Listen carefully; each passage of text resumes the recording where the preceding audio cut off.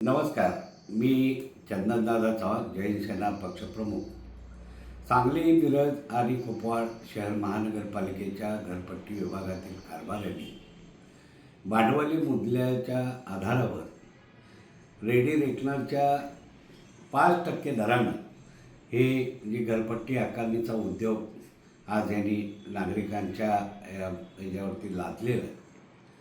मी या सांगली, मिरज आणि कुपवाड महापालिकेला सांगू इच्छितो की आपली महानगरपालिका ही ड कॅटेगरीतली आहे आणि या ड कॅटेगरीतला जवळजवळ 70 ते 80% नागरिक हा सर्वसामान्य आहे, कष्टकरी आहे, कर्मचारी वर्ग आहे, MIDCमध्ये कामाला जाणारा वर्ग आहे.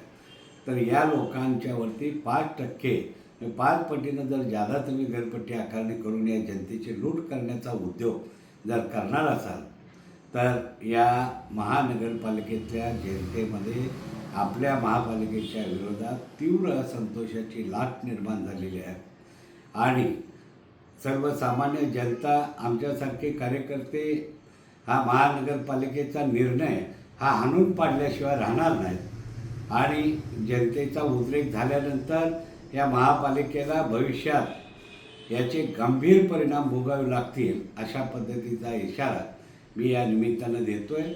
आणि सांगली, मिरज महानगरपालिकेनं कोणत्याही प्रकारची घरपट्टी वाढ न करता इतर माध्यमातून महानगरपालिकेला आर्थिक सक्षम करण्याचं धोरण अवलंबावं. त्याचबरोबर मला एक आठवतं आहे की या ठिकाणी माननीय आयुक्त रवींद्र खेबुडकर साहेब असताना त्यांच्याही कालावधीमध्ये महानगरपालिकेची आर्थिक क्षमता हे पूर्णपणे कमकुवत झालेली होती.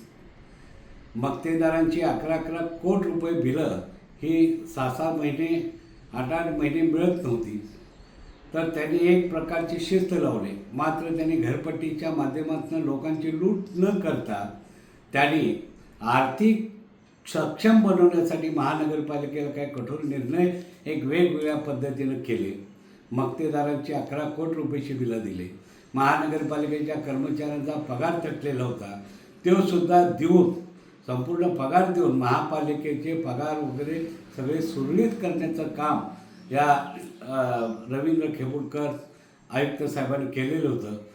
आणि म्हणून जर आपणाला महानगरपालिकेच्या ज्या बी काही अडचणी असतील तर या माननीय आयुक्त, काही सक्षम नगरसेवक, विरोधी पक्ष नेत्यांनी या जुन्या आयुक्तांच्या कारभाराची माहिती घ्यावी. त्या पद्धतीनं पुढं कारभार केल्यास या महापालिकेच्या जनतेला भुर्दंड विनाकारण भरावं लागणार नाही.